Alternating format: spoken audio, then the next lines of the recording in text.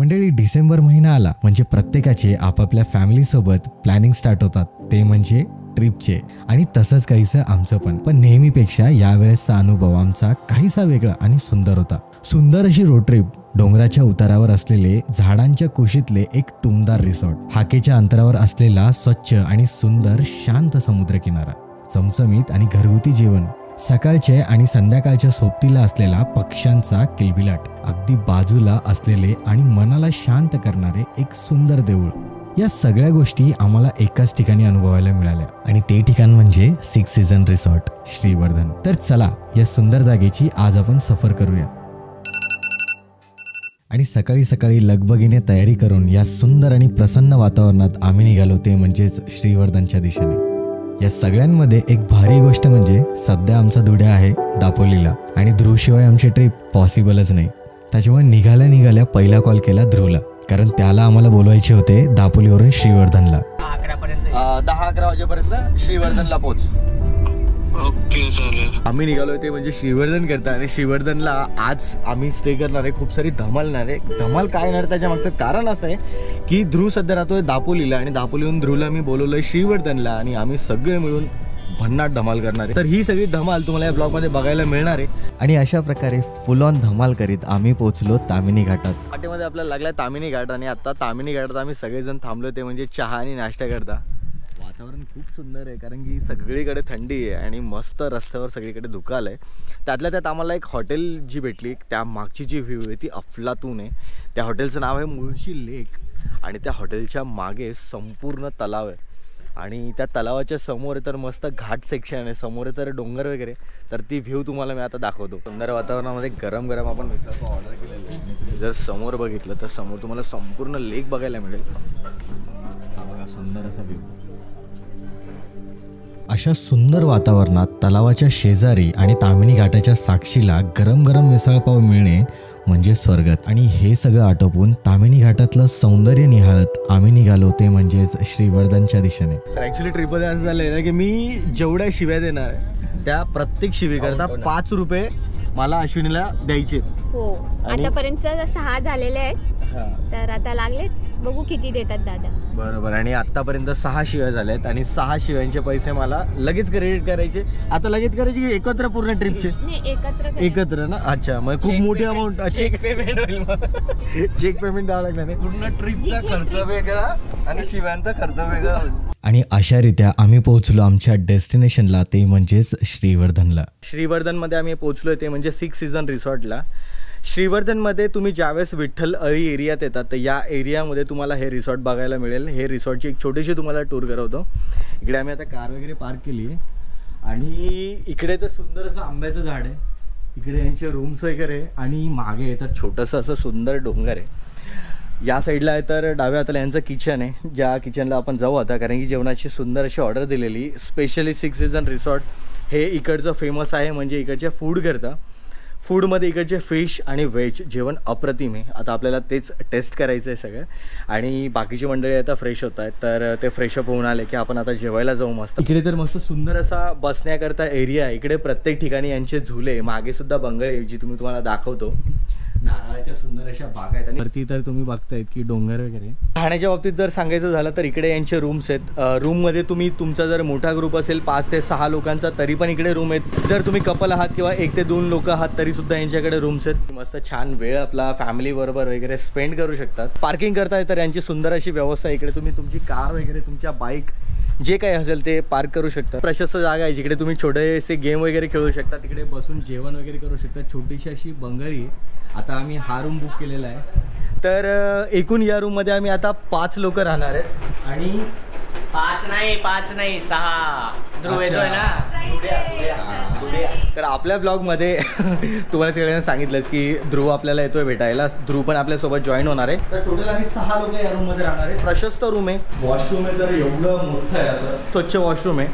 बाकी सगळ्या सुखसुविधा आहे. हा रूम इकडे नॉन AC आणि AC अशा 2 प्रकारच्या रूम आहे. जर तुम्हाला AC रूम हवा असेल तर AC रूमसुद्धा आहे आणि जर तुम्हाला नॉन AC रूम हवा असेल तर नॉन AC रूमसुद्धा अवेलेबल आहेत. रूमच्या शेजारी आलो आणि शेजारी आल्यानंतर इकडे बसायला मस्त असा छोटासा टेबल वगैरे चेअर वगैरे इकडे तुम्ही गप्पा करू शकतात आणि ही सुंदर अशी बंगळी. अशा खूप काही आर्टिफिशियल गोष्टी केलेल्या नाहीत इकडे. ज्या गोष्टी यांच्याकडे अवेलेबल आहेत तर त्याच गोष्टींमध्ये यांनी इकडे अशी सुंदर व्यवस्था केली. म्हणजे जर तुम्ही ही बंगळी पण बघितली तर ही एक अशी बनवलेली बंगळी आणि दोऱ्या जस्ट लावलेल्या आहेत. तर ओव्हरऑल म्हणजे खूप छान टचअप दिला यांनी रिसॉर्टला. तर रिसॉर्टच्या वरच्या साईडला छोटंसं असं सुंदर डोंगर आहे. त्या डोंगरावर आपण आता जातोय. या डोंगराच्या माथ्यावरून श्रीवर्धनचा समुद्र किनारा खूपच सुंदर दिसतो. पण या डोंगरावर भरपूर सारं गवत असल्या कारणाने आम्ही माथ्यावर काही जाऊ शकलो नाही. हा तर रिसॉर्टचा संपूर्ण लुक आहे. म्हणजे डोंगराच्या उतारावर यांनी रिसॉर्ट बनवलंय. वरती तर असं छोटंसं सुंदर असं डोंगर आहे. इकडे तर यांचं छान असं किचन आहे जिकडे सगळ्या मावशी आपल्याकरता स्वयंपाक बनवते आता गरम गरम जे आपण जेवणार आहेत. आणि स्पेशली आता खाली इकडे आलो. हा तर जेवणाचं सेक्शन आहे जिकडे आपण सुंदर सगळेजण बसून जेवण वगैरे करू शकतो. हा तर तुमचा श्रीवर्धनचा मेन रोड आहे जो विठ्ठलवाडीचा तुम्हाला रोड बोललो. या रोडवर तुम्ही ज्यावेळेस येतात तर अगदीच उजव्या हाताला हे रिसॉर्ट तुम्हाला बघायला मिळेल. मी कोणती निवडते. आम्ही कांदा मिरची पोळ्या करते. क्या बात. सध्या ओव्हरऑल असा गरम गरम स्वयंपाक चालू आहे आणि तो सगळा जो स्मेल जो स्वयंपाकाचा त्याच्याने अजून जास्त भूक वाढते आपली. एकंदरीत हे रिसॉर्टला तुम्ही आल्यानंतर तुम्हाला असं वाटणार नाही की तुम्ही कुठेतरी हॉटेलमध्ये गेले. तिकडे असं खेळीमिळीचं वातावरण आहे. एकदम घरच्यासारखं वातावरण आहे. आता मात्र पोटामध्ये कावळे ओरडायला सुरुवात झालेली. त्यामुळे आम्ही सगळं साईडला ठेवलं आणि निघालो किचनकडे. चुलीवर बनवलेल्या मस्त गरम गरम भाकरी, प्रॉन्सचा रस्सा, पापलेट, सुरमई हे सगळं आमच्या समोर होतं. मग काय सगळे तुटून पडले जेवणावर. कोकणात आले आणि मासेने खाल्ले असं झालंय का कधी. तर आता गरम गरम जेवण आलंय मस्त. त्याच्यामध्ये तर आपलं पापलेट फ्राय, सुरमई फ्राय, बांगडा फ्राय आणि आता प्रचंड भूक लागली कारण की आता किती वाजता आहेत 2:55 म्हणजे ऑलमोस्ट आता 3 वाजत आलेत. आणि आता आपण मस्त जेवणावर ताव मारू. त्याच्यानंतर आपण जाणार आहोत बीचला. आज वातावरण छान ढगाळ होते. पेटभर जेवण झाल्यानंतर आम्ही सगळ्यांनी इकडच्या सुंदर आणि शांत वातावरणात जरा वेळ शतपावली केली. या सगळ्यात मात्र वेळ कधी गेला कळालंच नाही. आता मात्र वेळ झाली होती एका सुंदर सनसेट बघण्याची. त्यामुळे आम्ही सगळे तयारी करून निघालो श्रीवर्धनच्या समुद्र किनाऱ्याकडे. बरं हे तर माशांचं मस्त रुचकर पोटभर जेवण झालं. आणि जेवण झाल्यानंतर सगळे तर डाराडोर झोपले. आणि झोप झाल्यानंतर थोडं फेरफटका मारायला रिसॉर्टच्या पुढे आलो. आणि समोर तर एक पिंपळाचं सुंदर झाड दिसतं. त्या पिंपळाच्या झाडाच्या खाली तर गणपती बाप्पांचं मंदिर आहे. या साईडला आहे तर आपलं रिसॉर्ट आहे. इकडे तर श्रीवर्धन गाव आहे. आणि आपण आता जात आहोत श्रीवर्धनच्या समुद्रकिनाऱ्यावर सनसेट पॉईंट बघायला. श्रीवर्धनच्या समुद्र किनाऱ्याकडे जायला या रिसॉर्ट पासून तसे बरेचसे रस्ते आहेत. पण आपण जाणार होतो ते म्हणजे पेशवे चौकातून. पेशवे चौकाचं या रिसॉर्ट पासूनचं अंतर अगदी 10 मिनिटावरच. पेशवे चौक हा श्रीवर्धन मधला मुख्य चौक असून बरेचसे लोक याच रस्त्याने बीचकडे जात असतात. तिकडे जावं लागेल. ऍक्च्युली डिसेंबर महिना चालू झाला त्याच्यामुळे इकडच्या सगळ्या जागेवर थोडीफार गर्दी आपल्याला बघायला मिळते. म्हणून आता समोर तर आपण आता गाडी तर इकडेच पार्क करूया साईडला कुठेतरी जाऊ. शाळेची तर सुंदर अशी मस्त सहल आली बसमध्ये इकडे. तर लहानपणी आम्ही ती बस बघून ॲक्च्युली लहानपणाच्या आठवणी आल्या की सगळे सर लोक आपल्या विद्यार्थ्यांना सगळे घेऊन जात आहेत. त्या शाळेच्या बसकडे, त्या विद्यार्थ्यांना, त्या शिक्षकांना हे सगळं बघून लहानपणाचे दिवस डोळ्यासमोर आले. ही समुद्रकिनाऱ्याची मेन एंट्री आहे जिकडे खाऊगल्ली वगैरे. आणि तुम्ही सरळ जर पुढे चालत गेले तर समोर तर किनारपट्टी आहे. सगळे वॉटर स्पोर्ट्स आहे आणि थोडेसे ढग आहेत त्याच्यामुळे आपल्याला सनसेट काही बघायला मिळत नाही आहे प्रॉपर. पण सनसेट झाला आहे ऑलमोस्ट आणि बीचवर एकदम सुंदर वातावरण आहे. श्रीवर्धन हे कोकणातील रायगड जिल्ह्यातील तालुक्याचे ठिकाण असून तीर्थक्षेत्र म्हणून व समुद्र किनारा लाभलेले निसर्गरम्य पर्यटन स्थळ म्हणून प्रसिद्ध आहे. श्रीवर्धनचा समुद्र किनारा हा नेहमी पर्यटकांनी गजबजलेला असतो. समुद्रकिनारी विविध वॉटर स्पोर्ट्स ह्या उपलब्ध आहेत. यामध्ये banana, jet ski, water bike riding, वाळूवर बाईक चालवण्याचा हा संपूर्ण अनुभव पर्यटक घेतात. त्याचप्रमाणे घोडागाडी, उंट आणि घोड्यांवरून फेरफटका आपल्याला मारता येतो. येणारे पर्यटक समुद्र स्नानाचा भरपूर असा आनंद घेतात. खाद्यपदार्थ विकणारे अनेक स्टॉल चालू असतात. यामध्ये सरबत, आईस्क्रीम, नारळाचे पाणी विकणारे या सगळ्यांमुळे हा समुद्र किनारा नेहमी गजबजलेला असतो. आजूबाजूला हिरवेगार दिसणारे डोंगर, हिरवीगार बहरलेली भातशेती यामुळे इकडचे वातावरण हे नेहमी सुखद असते. ज्या पर्यटकांना पावसाळी पर्यटनाचा आनंद उपभोगायचा असेल तर श्रीवर्धन हे नेहमी 1 नंबरचे ठिकाण आहे.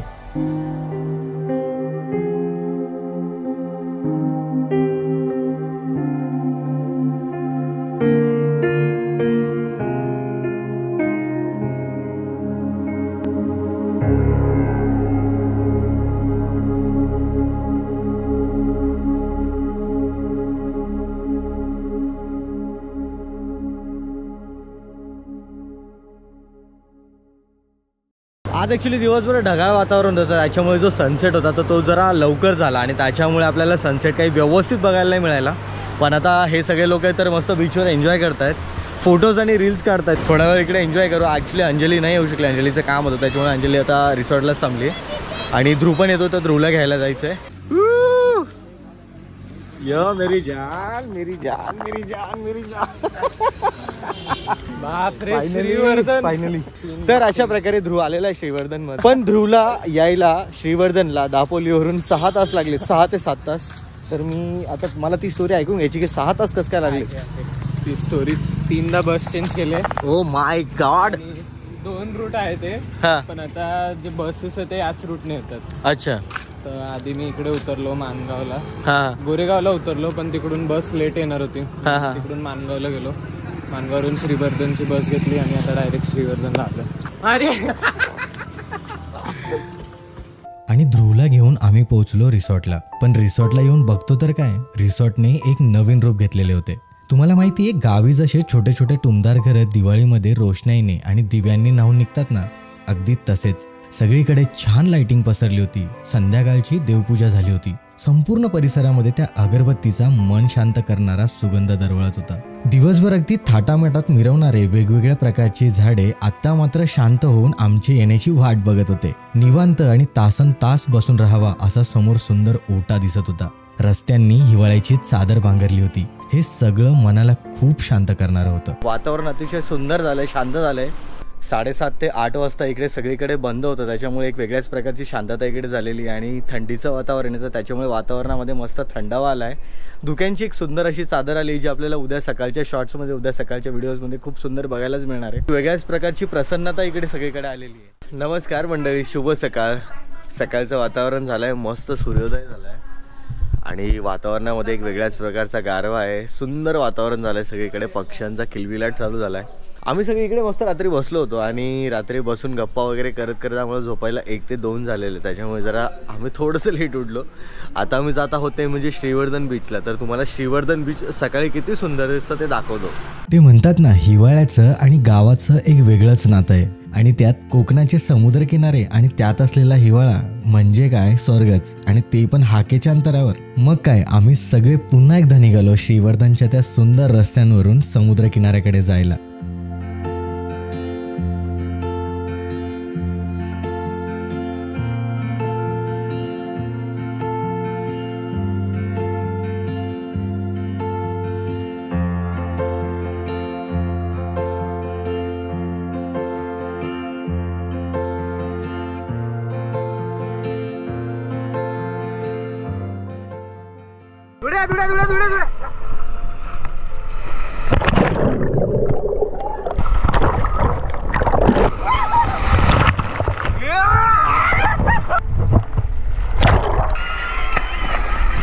मित्रांनो, कोकणातली जर खरी मजा असेल ना, तर ती म्हणजे इकडच्या नारळाच्या आणि केळीच्या बागांमध्ये असलेले ओपन हॉटेल. समुद्रामध्ये मनसोक्त खेळून झाल्यानंतर आम्ही जवळच्याच एका केळीच्या बागांमध्ये असलेल्या हॉटेलला व्हिजिट केले.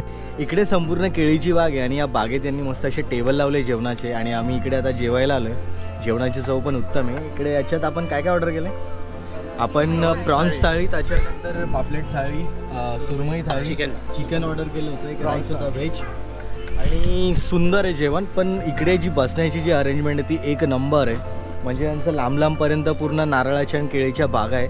वातावरणामध्ये संपूर्ण गारवा आहे आणि खूप शांतता आणि एकदम वेगळ्याच प्रकारच्या वाईब्स आहेत आणि जेवणाची जी मजा इकडे ती खूप सुंदर आहे. तर मंडळी, आपण आता ज्यांच्याशी गप्पा करतोय, आपण आता ज्यांच्याशी बोलतो आहे, हे आहेत या रिसॉर्टचे ओनर जे आहेत मंजेरी बंदरकर आणि त्यांचा मुलगा यश बंदरकर. आणि यांनी या रिसॉर्टला एवढं छान ठेवलं आहे. या रिसॉर्टला येण्यामागची जी कारणं आहेत आणि हे रिसॉर्ट कुठे आहे, काय, या सगळ्या गोष्टी आपण स्वतः त्यांच्याकडून जाणून घेऊ. आणि पर्सनली आम्ही ज्यावेळेस हे रिसॉर्ट बघितलं, ज्यावेळेस आम्हाला फोटोज मिळाले या रिसॉर्टचे, तर खूप आम्हाला छान वाटलं. आणि तुम्ही स्वतः ज्यावेळेस इकडे याल तर तुम्हाला त्या सगळ्या गोष्टी बघून आणि इकडे स्पेशली राहून एक वेगळ्याच प्रकारचं पीस जाणवेल. आम्हाला मुळात ठिकाणी निसर्गाबद्दलचं खूप प्रेम आहे, त्यामुळे आम्ही ते आहे त्याप्रमाणेच मेंटेन करायचं. बरेच लोकांना असं वाटतं की आम्ही इथं खूप शो करायला पाहिजे, असं करायला पाहिजे, पण आम्हाला मुळात हे आहे हे असंच ॲज इट इज, हे असंच आवडतं. यांनी या सगळ्या गोष्टी ॲज इट इज ठेवल्या आहेत. ही जी मजा आहे ना, तुम्ही ज्यावेळेस गावाकडे येतात फिरायला आणि हे सगळं बघतात, तर यामध्ये राहण्याची जी मजा आहे ना ती काही ओरच आहे. आम्ही इथे फार चेंजेस केलेले नाही आहेत. निसर्ग डिस्टर्ब करून करायचं नव्हतं. आता तुम्ही जर सकाळी बघाल तर इथे मोरांचे आवाज येतील, मागे कोंबड्या येतात, रान कोंबड्या ज्या म्हणतो. तर आम्ही खूप अशी डेव्हलपमेंट केली नाही आहे. फक्त रूम्स क्लीन, थोडं बेसिक लक्झरी तेवढं आम्ही ठेवलं आहे. आम्ही काही तोडफोड नाही केली आहे का मागे काही एक्सपांड नाही केलं आहे. स्ट्रक्चर आहे तसंच ठेवलं आहे. हे जे घर तुम्ही बघता हे 150 वर्ष जुनं आहे. अच्छा. हां, हे जे केलं आहे ते आत्ता एक 20 वर्षापूर्वी केलं आहे. माझ्या मागे एक छोटंसं डोंगर आहे, त्या डोंगरावर तुम्ही ट्रेक करून जाऊ शकतात. आणि आत्ताच आम्ही सगळे बघतोय की इकडे माकडं वगैरे आलेत सगळे. आणि मी जस्ट आता मॅडम त्यांना विचारलं तर ते बोलले की इकडे बरेचसे प्राणी वगैरे, मोर वगैरे पण आहेत, हे सगळे येत असतात. तुम्ही मागे वर अजून एक ट्रेक केला तर एक 5 मिनिटावर तर वरून सी व्ह्यू आहे. हा काय? हां, थोडं असं वरती गेला पाहायचंय, तुला दाखवताय. ते आता खूप गवत उगवलंय तर भीती ते वाटते. मार्च मध्ये वगैरे ते सगळं कमी होत जातं. म्हणजे अच्छा. हां, ते कमी होत जातं. असं टेबल लँड सारखं आहे वरती फ्लॅट अच्छा. बीच आहे आणि समोर तुम्हाला बीच दिसतो. अरे वा. प्रॉपर सी व्ह्यू, नॅचरल एकदम. वरती कॅम्पिंग वगैरे करू शकता सगळं. हो काय? तुम्हाला जर एकाच ठिकाणी जर भरपूर साऱ्या गोष्टी पाहिजेत ना तर माझ्या मागे डोंगर आहेत, जिकडे मी तुम्हाला सांगितलं ना तुम्ही तिकडे ट्रेक करून जाऊ शकता, कॅम्पिंग करू शकता. आणि सगळ्यात सुंदर गोष्ट म्हणजे तिकडून तुम्हाला सी व्ह्यू आहे. ज्यावेळेस आम्ही इकडे फिरायला येण्याचा प्लॅन केला तर त्यावेळेस बऱ्याचशा लोकांचं वर्किंग होतं. म्हणजे जसं की अंजलीचं वगैरे वर्किंग होतं काल. तर त्यावेळेस आम्ही थोडंसं कन्फ्यूज होतो की आपल्याला जो रिसॉर्ट मिळेल तिकडे आपल्याला वायफाय असेल का, तिकडे मोबाईलला नेटवर्क असेल का. पण इकडे आल्यानंतर आम्हाला चांगलं क्वालिटीचं वायफाय मिळालं, मोबाईलला सगळ्या याला नेटवर्क आहे. सो आम्ही जे काल इकडे थांबलो तर बाकीच्यांनी एन्जॉय केला. जे काम करत होते त्यांनी काम प्लस एन्जॉय केला. सो अशा सगळ्या गोष्टी इकडे अवेलेबल आहे. तुम्ही रिलॅक्स करू शकतात आणि व्यवस्थित या सगळ्या गोष्टींसोबत तुम्ही इकडे राहू शकता. काल सगळ्यात जास्त जर मला काल आवडलं असेल तर इकडचं जेवण. स्पेशली आम्ही खूप लांबचा प्रवास केला, इकडे आलो, सगळेजण राहिलो वगैरे. त्याच्यानंतर मॅडम आम्हाला याला विचारायला आणि गरम जी थाळी मिळाली.